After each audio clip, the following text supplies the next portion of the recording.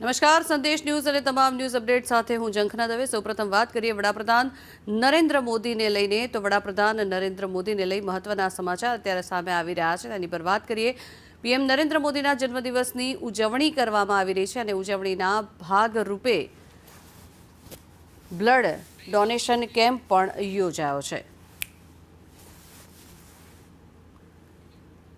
Blood donation camp યોજવામાં આવ્યો। આ દ્રશ્યો જે આપ જોઈ રહ્યા છો અમદાવાદના ગાંધીનગરના આ દ્રશ્યો છે કે જ્યાં બ્લડ ડોનેશન કેમ્પ યોજવામાં આવ્યો। જન્મદિવસની ઉજવણી કરવામાં આવી। કર્મચારી મહામંડળ દ્વારા બ્લડ ડોનેશન કેમ્પ યોજવામાં આવ્યો છે। જૂના સચિવાલયમાં બ્લડ ડોનેશન કેમ્પ યોજવામાં આવ્યો, જેમાં આરોગ્ય મંત્રી ઋષિકેશ પટેલે તેનો પ્રારંભ કરાવ્યો। 75,000 જેટલી બ્લડની બોટલ્સ એકત્ર કરવામાં આવશે, ત્યારે બ્લડ યુનિટને પણ એકત્ર કરવામાં આવશે।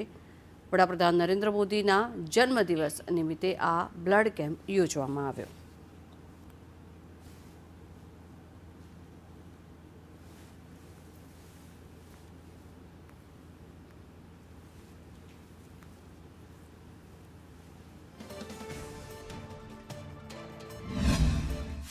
પૂર્વ સંધ્યાએ કર્મચારી મહામંડળે સમગ્ર રાજ્યની અંદર રક્તદાનની એક મુહિમ ઉપાડી છે।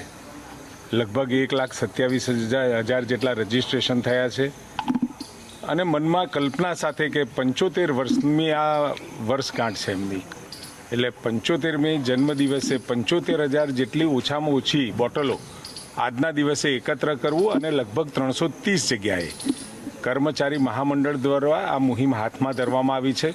આ વર્ષનું સેવા દિવસ ઓપરેશન સિંદૂરની સફળતાની ઉજવણી નમો કે નામ રક્તદાન થી 300થી વધુ સ્થળે બ્લડ ડોનેશન કેમ્પથી ઉજવાઈ રહ્યો છે। એક જ દિવસમાં સૌથી વધુ લોકો દ્વારા બ્લડ ડોનેશનથી વિશ્વ વિક્રમ બનાવવાનું આપણું લક્ષ્ય છે। સૌ બ્લડ ડોનર્સને આ માટે ખૂબ ખૂબ અભિનંદન પાઠવું છું।